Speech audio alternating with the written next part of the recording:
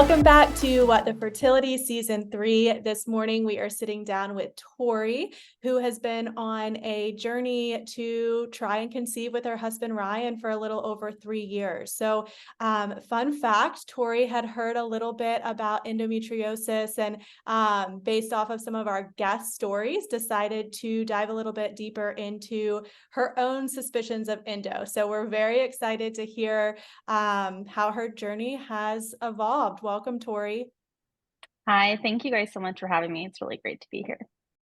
I can just dive in if you guys want to. So my husband Ryan and I got married in 2019 in October, and it was right before the pandemic, which was so lucky. Our parents wanted us to get married, like to wait an extra year to get married. We were like, no, we're not doing that, and thank God we didn't wait because it would have been crazy. So right after we got married, this was a little bit over 4 years ago, we just started like not trying, because we're like, oh, it's gonna happen, it'll happen, and we're fine with getting pregnant whenever.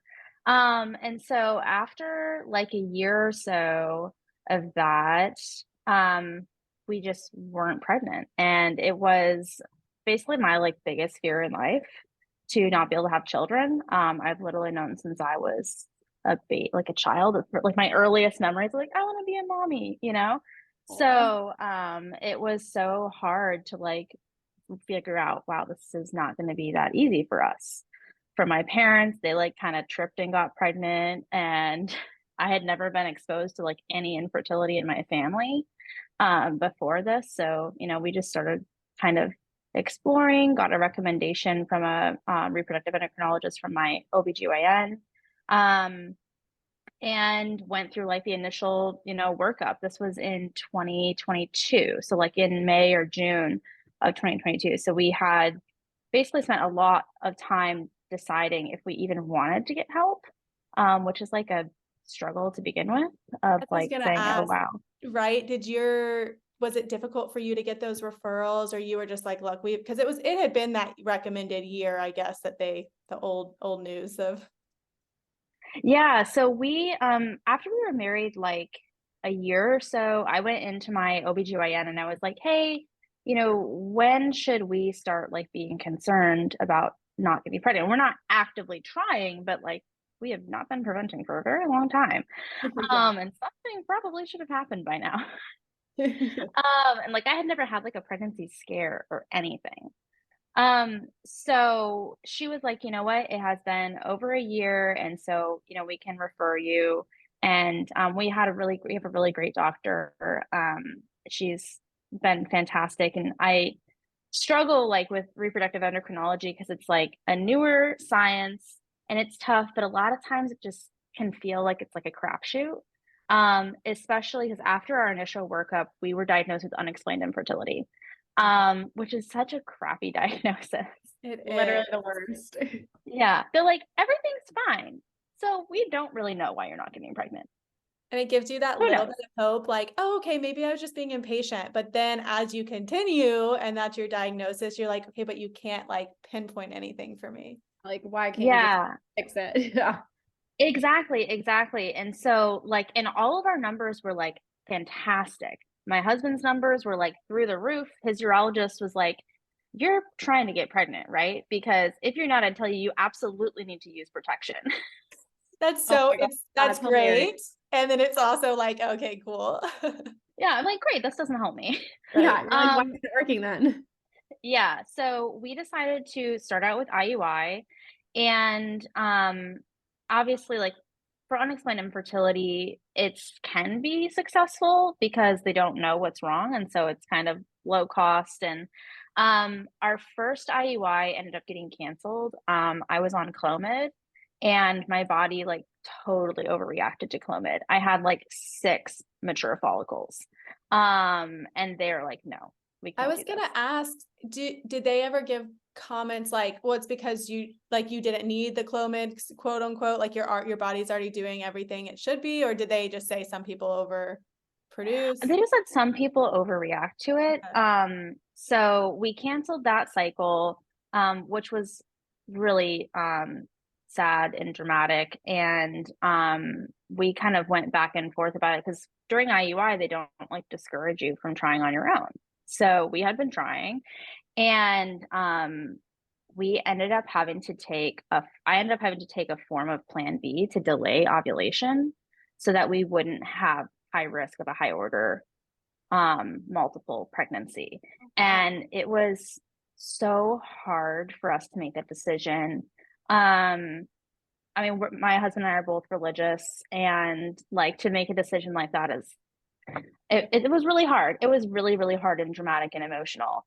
But ultimately, like, we found a medication that we were comfortable with, and that it would help to delay ovulation, not like actually terminate a pregnancy or anything like that. And so we went through that process, and then I left the country for 3 weeks.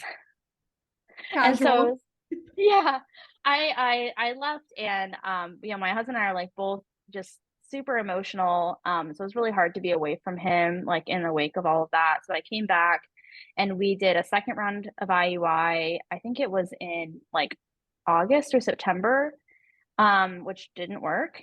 And then we tried another round of IUI. So technically only like 2 full rounds, because the first one was canceled. So then we tried another round of IUI in October of 2022. All of that happened like around our anniversary. And so, like, dates and everything just get your hopes up so much about different things. And then that also didn't work. And so we were faced with a decision, and the doctors were willing to do another IUI, but they're like, it's probably not going to be very successful. Your chances are really, really low. And so we ultimately decided that we were going to start IVF. And so we took there were a couple of months, as it was like getting towards the holidays, labs close over Christmas and all that jazz. So we got everything geared up to go, and I did my first, my only round of IVF in January of this year. And I started since like mid-January, and then I had my retrieval in like mid-February.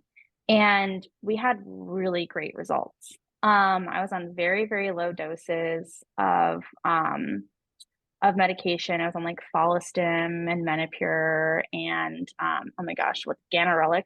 Oh, I know. It like burned so bad. Is that the one with the chunky needle? I always forget. Is that one like with the what? Chunkier? I think the needle is like fatter. Like, is it like, I don't know, then A just little like bit. ones? I think so. It's not huge, but it is a little bit bigger needle. And like I don't know what it is about the solution, but it would just like sting so horribly. Thankfully I only had to do it for like a few days. I know some people have to do it for a long time. And then I did a Lupron trigger. And I went in for my retrieval. It was like early to mid-February, and they got 18 eggs. Wow. Yeah, That's awesome. 13 of them were mature. We decided to fertilize using ICSI, but we did limited fertilization. So we only fertilized 8 eggs, and then the other 5 that were mature were frozen. Oh, that's interesting. That's interesting. Yeah, we wanted. I was gonna say, was that recommended, or is that something that you guys chose to request? No, it was not recommended. So going back again to like our sort of how we were feeling about going through this as Christians, right? I think everyone makes their own different decisions morally and draws lines at different areas, and everyone just uses their own judgment. And there's no like wrong way or right way to do it. But we were really nervous, especially given how I had responded to medication in the past, about having way more embryos than we were ever intending to use. Sure. And we were totally comfortable with freezing embryos, but we were a little bit uncomfortable with freezing embryos that more than we would potentially use. So we decided to do a limited fertilization, which ended up working out well for us. And then we would have the other eggs frozen to be able to fertilize again later if we wanted to. Love that option. Yeah, I'm glad we asked. I was going to ask, you kind of answered it. I was going to ask like how difficult, and again, I know you had brought up you and your husband's faith, was that decision moving from IUI to IVF with, that was kind of, it sounds like you guys, it was difficult, but you found ways to make it comfortable for you both. Yeah. I mean, it was difficult. And I mean, I will say that, so my husband is kind Catholic. I'm in the process of converting to Catholicism. The Catholic Church is 110% against IVF. Right. Like 100% against IVF. Yeah. Well, And we had a guest on Yeah, I was that thinking spoke that. on Indo, and same thing. She did and now I'm gonna butcher it. She did the other method. Oh my goodness. is it the NAPRO? Yes, NAPRO is what Yeah, she I did. listened to that. I listened to that episode. Okay. Sorry to derail. Yeah. Yeah, so you were Oh, that's converting okay. to Yeah. So like all of this is happening, and ultimately we decided, you know what, we're gonna make decisions based on like what we think is right and try to always keep our faith as upfront as possible.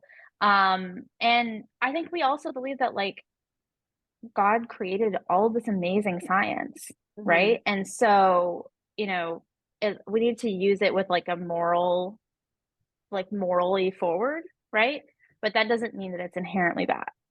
But it was hard, and I don't know if you guys experienced this. I get a feeling you guys are Christian. But I don't know if you guys experience this amongst Christian communities, but there's been a lot of like negativity, of like just judgment and like how we have decided to pursue like having a family. And folks were like, well, why don't you just adopt? I'm like, okay, well, yeah, that's not off the table for us, but why is that the only answer?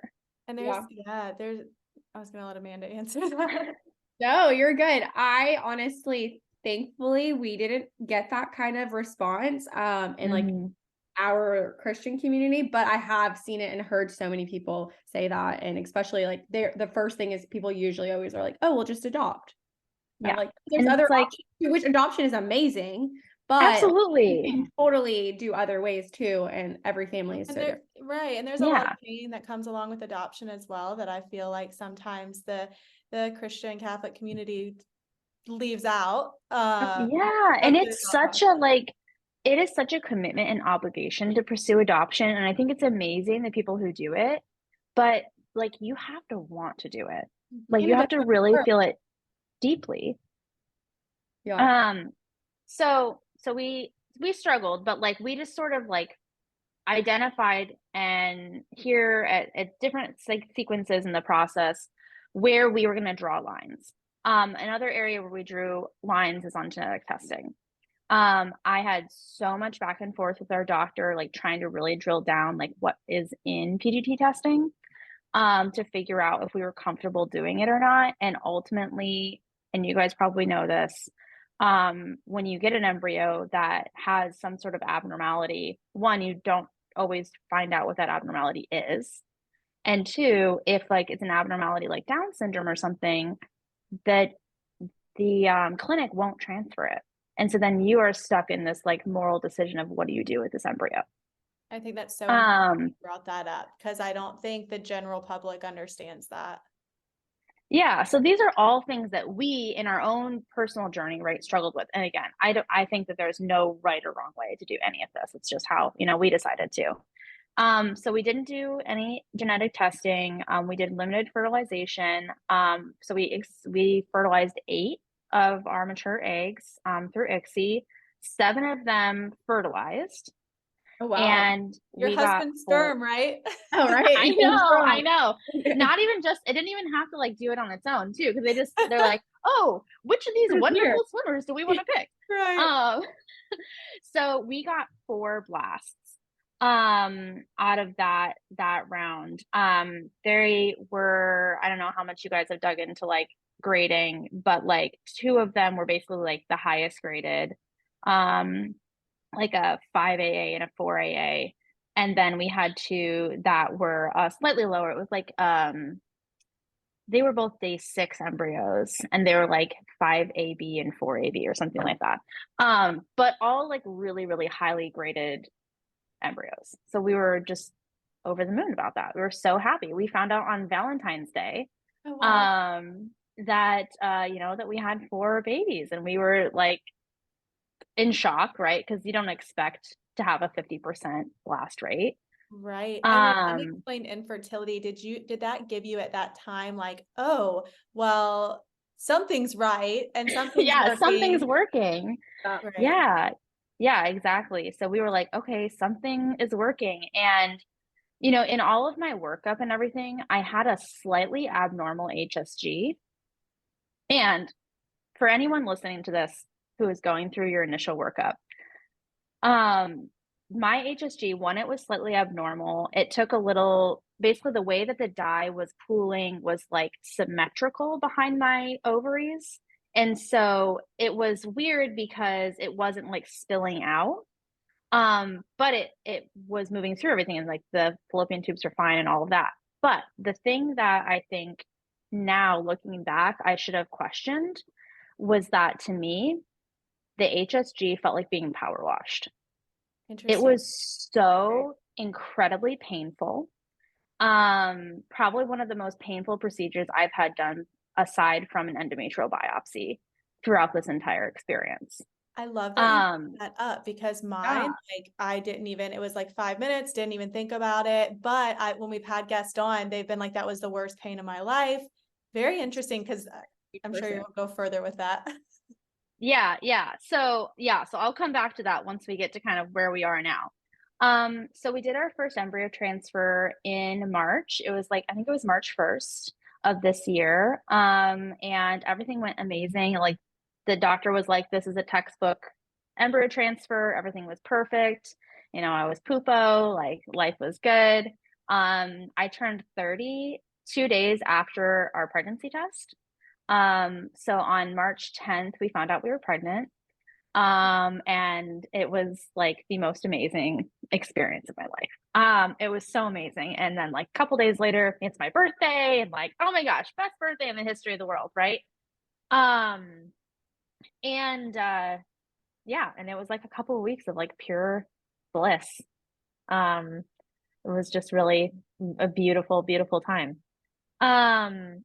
And then at 5 weeks, one day, I started having some spotting. And I freaked out and I called my doctor and they're like, don't worry if it like happens again, like we'll bring you in. So 2 days later, it happened again. And we went in for an ultrasound and there was a gestational sac and there was, what's the name of the other sac? I can't remember. Oh gosh. The gestational sac, the fetal, the yolk The sac. yolk sac. There you go. Yes. Yeah. Wow. So both sacs were there. But I did have a subchorionic hemorrhage. And that subchorionic hemorrhage was sort of like blocking the view of the baby. And so it looked like they were measuring a little bit behind, but the doctor was like, I can't really get a clear view. So, you know, we have to wait. And for listeners, the subchorionic hemorrhage is typically why you do bleed early on in your first trimester. And it's super common. I've had one in almost all my pregnancies. Yeah. They're super common. So like, you know, I'm texting like all of my friends, like, have you ever had this? And, you know, the doctor's like, it's really, really common. And I couldn't imagine going through that through an entire pregnancy. I have a friend who like bled through her entire pregnancy and I probably would like lose my mind. Me too. Yeah. And so we waited and we had another appointment scheduled to do the heartbeat scan at 6 weeks, 4 days, and we didn't make it there. So thank you. I'm in a much better place with it now, but it's been a really hard, really hard year. And we just passed, that baby's due date was November 19th. So, we literally just passed that and, it was a better day than I had anticipated, just because we had been really intentional about wanting to try to like honor their life and be like grateful for them because it really did bring us so much joy and hope. Because after, you know, we had been married for like 3 years at that time. It was my first pregnancy ever. So like I was in denial that I would even ever be able to get pregnant. So we went through the miscarriage at home. It was so horrible. And in the moment, you just don't really know what's happening. And I called the doctor at like 3:00 in the morning and, you know, was like walking him through what was going on. Cause I was like trying to like muscle through it. And I had no idea what was going on. Honestly, the episode you guys did with Bailey Henry was amazing. I can And remember I that wish, one, like the details of that story. yeah. And had you listened to that prior to your experience, or maybe after? I don't remember off the top of my head. It might have been afterwards. And I was like, wow, these are all the things I wish I would have known. Right. Um, It's so fresh. I like, for listeners, just a reminder, you started this in early 2023, but this happened to you just a handful of months ago. yeah, I'm so sorry. thank you. Yeah, it's been a rough year. And it gets rougher, unfortunately. So, we got through that. Thankfully, in like October, November of 2022, I started seeing a counselor, which I would just recommend doing that to anyone. My husband comes with me sometimes. Now they also have like a group of women who like are through the same counseling organization who are all going through infertility at like different stages. It's amazing. And that was one of the best decisions pre-IVF that I made because I knew that like the mental game was like a huge part of the battle. And the counselor I'm seeing is a biblical counselor too, who had experienced 4 miscarriages herself. Wow. So it was, and I didn't know that when I started seeing her. It was just like incredibly serendipitous. So she was really essential in helping us process and keep moving through the grief and dealing with it. And she was able to speak from it, from like a real empathy perspective. And that has just been like invaluable. So after a couple of months, we were still like really optimistic. We're like, okay, we can get pregnant. Like it's not all bad news, right? There is a silver lining here. And so in June of this year, we decided to do a second transfer. And we were super optimistic about it, and it was unsuccessful. Which was really hard because we're like, what the heck? And of course, the first time the doctor is like, with the miscarriage, like, oh, well, the most likely scenario is they were genetically abnormal because we didn't test. And I'm like, okay, statistically, like 1 in 3 untested embryos are genetically abnormal. So, okay, fine. So then the second time happens and they're like, oh yeah, the most likely scenario is it's genetically abnormal. I'm like, how could 50% of my embryos be genetically I abnormal? feel like they say that all the time. My genetically tested embryo, they said it was probably genetically abnormal. I swear I get that for all my losses. Same thing. It's so frustrating. Yeah. Yeah. And I'm like, how about you just say, we don't know and we're Right. sorry. Yeah, better answer. 100%. Yeah. Yeah. It's rough. So after that, we were like, you know what? We are not doing this again. I don't know what it was, but like the moment the doctor called with the blood test results, my husband and I looked at each other and we're like, we have to pause. There was just something in us that was like, we need to make decisions that are ensuring that we're giving these last 2 embryos at this time that we had their very best chance at life. Mhm. And we were still unexplained. We still had no answers. I had talked to our doctor like several times saying, hey, do you think I could have endometriosis? Like, what do you think could be wrong? I had pressed her to like, after this second transfer failed, I was like, I want to do recurrent loss protocol. And by this time I had been listening to so many of your guys' podcasts and like trying to like figure out what are the most likely explanations for unexplained infertility. And it turns out that actually 30% of those are endometriosis, which is insane to me. And It's so insane. finally, yeah, it's so crazy. And the fact that like the doctors don't acknowledge that when you initially get unexplained infertility as a diagnosis, Yep. like rewind it all back a year Like, before. always pushed to the back burner. Always. Yeah. A Mhm. year before, the moment that we were diagnosed with unexplained infertility, in my mind, we should have sought further testing.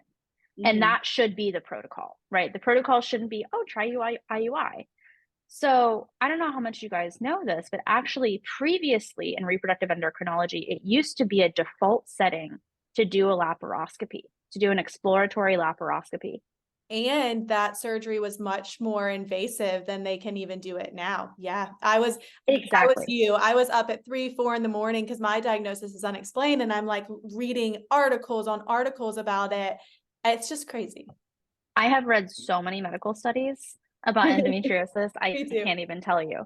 I mean, I could Um, still have it. I don't know. I mean, same, me too. No idea. We never got it tested. so yeah, so ultimately, I went back to my OBGYN and I said, listen, I need to take a pause with reproductive endocrinology for a minute, and I need to just go back to like my female health. What types of things can you guys do to do some checking? So they checked for like pre-diabetes. They checked for blood clotting disorders, the phospholipid syndrome, and that sort of stuff. And a couple of other things. She actually even did like a check for like a yeast infection just in case.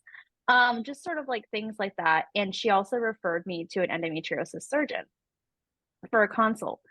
And at this point we had been having infertility for like 3 years. So like there had to have been something else. So that in and of it, like infertility in and of itself should open the door to like, okay, maybe endometriosis.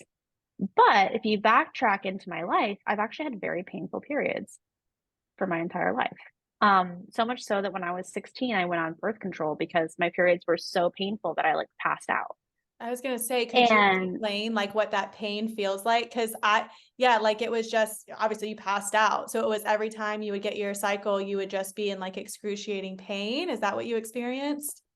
yeah, so I would have really, really horrible abdominal pain and also back pain.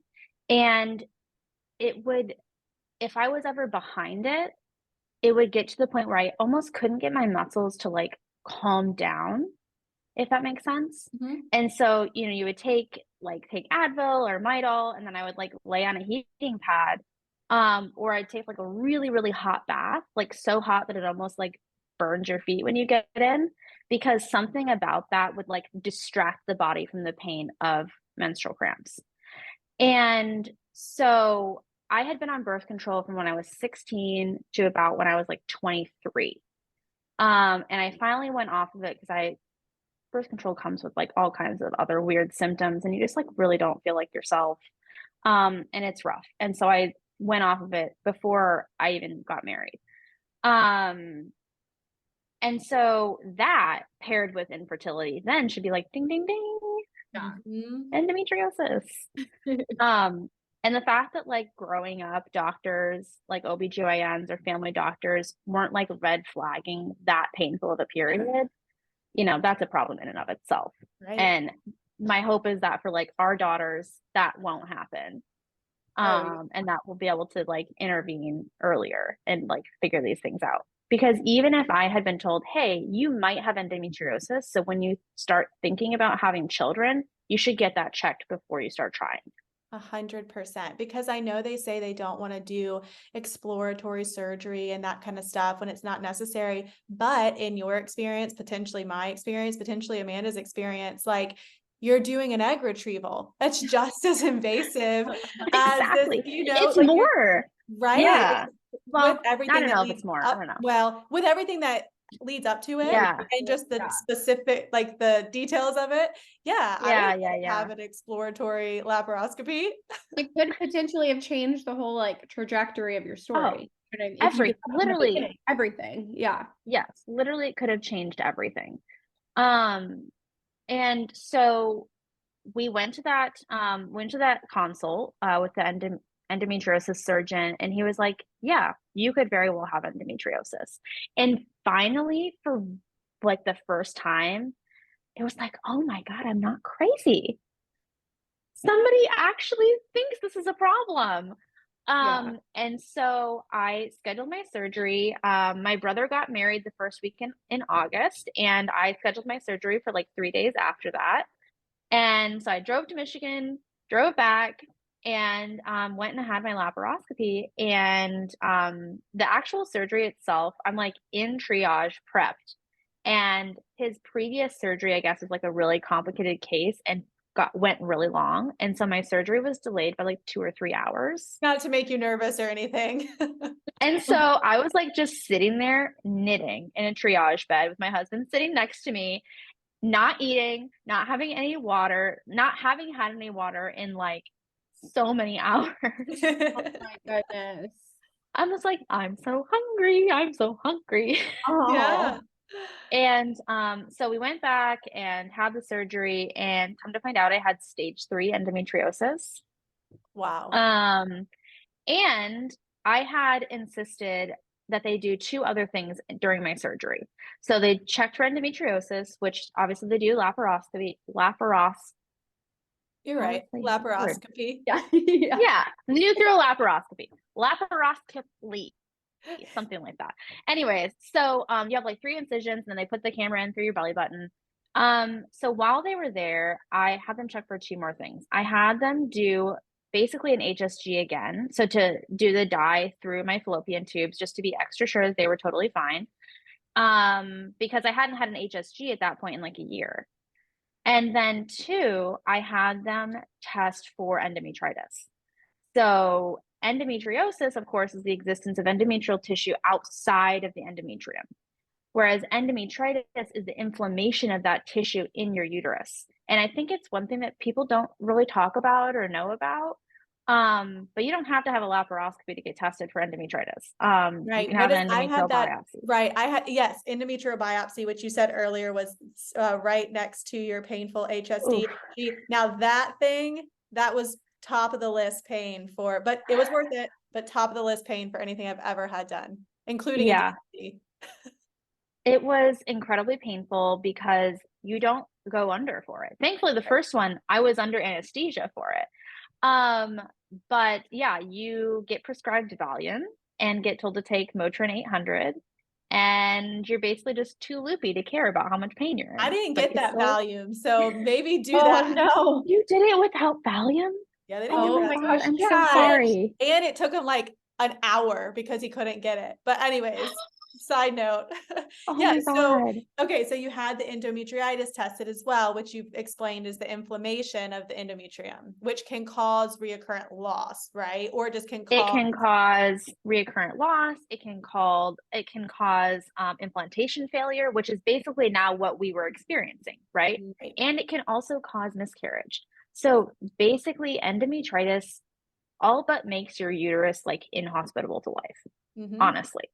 And there's a lot of different ways you can get endometritis. There's a lot of different types of endometritis, but for the purpose of generally, when you have a complicated case, it's considered chronic endometritis. And so they don't really know what causes it. It can be like having strep at some point in time in your life, or like really odd things. Sometimes it can be caused by an STD, but as you guys know, we get tested for that so much. At my clinic, it's every 6 months Right. that I have to get a full panel, which sucks It's a lot. for me and my husband. Right. And so we knew it wasn't that in my case, right? And so, okay, I have endometriosis, I have endometritis. And so after surgery, I'm like recovering from surgery, and finding out about the endometritis was actually a really big relief too, because it just was more answers. Yeah. And so after surgery, I went on a 2-week cycle of doxycycline, which is a really, really strong antibiotic that has really yucky gastrointestinal side effects. It's the antibiotic they use to prevent malaria. So it's I didn't know really that, but I went on it too, because sometimes they just will give it to women like me that have had like 5 miscarriages, and they're like, well, you could have inflammation. Why don't you go ahead and take this? Which is awful. Yeah. Yeah. Doxycycline is like no joke. I literally couldn't have a drop of milk for 2 weeks. And so after the doxycycline, the surgeon doesn't recommend typically doing a repeat biopsy, but my clinic does, especially in the case of an embryo transfer, right? They want to like certify and verify that like everything is copacetic. So I had another endometrial biopsy in September, I think. And that came back in a weird like there were still some cells left, but it looked like it was a curing case. And so basically clinically the decision could have gone either way. It could be like it's a curing case and it's going away, or hey, it's still around and we need to treat it again. And so the doctor said that we could either do another repeat biopsy, or we could assume that it's a curing case and so all is well. There was clinical evidence for both. She would not prescribe a new round of antibiotics for me without doing another biopsy, which I thought was really stupid. Well, it's funny because that's what I would have, that's my immediate thought was, well, can I just do one more round of this? Yeah. And then I'll feel like we're good. We knocked it off. Exactly. Yeah. Yeah. That was my thought too. But so we ultimately decided to go with the recommendation that it was a curing case. And so we decided to move forward with another embryo transfer, which we did in October. September. I just October. looked at my phone. I was like, what month are we in? I think it was like late September into early October. And again, we had another failed transfer. So that's I'm now so 3 of sorry. our 4 embryos gone. Yeah. So after that, I told my husband, I was like, I need to stop. I need a break. I can't keep doing this. I don't know what to do. Well, because And now you're almost 4 years in from your initial desire to try to have a baby, right? yeah, and a year and a half into treatment. And we basically had 3 losses in 1 year. And having a failed embryo transfer is not the same as a miscarriage. It's tough because you're grieving the loss of potential life. Yeah, exactly. Especially when you like get to see it happen before your eyes. Like it's such a like miraculous thing. And so yeah, I was just like mental health had to take a front seat to everything else. And so we had another endometrial biopsy done in October, and there was still endometritis left. Oh my And goodness. so, so persistent. Oh. And so I went on another round of antibiotics. It like paired 2 different antibiotics, and I don't remember the name of them off the top of my head. If you go into the literature, there's a ton of different recommendations for like second round, but basically doxycycline has like an 85% cure rate for endometritis. And this new round of like 2 antibiotics that I went on has a 99.1% cure rate for endometritis.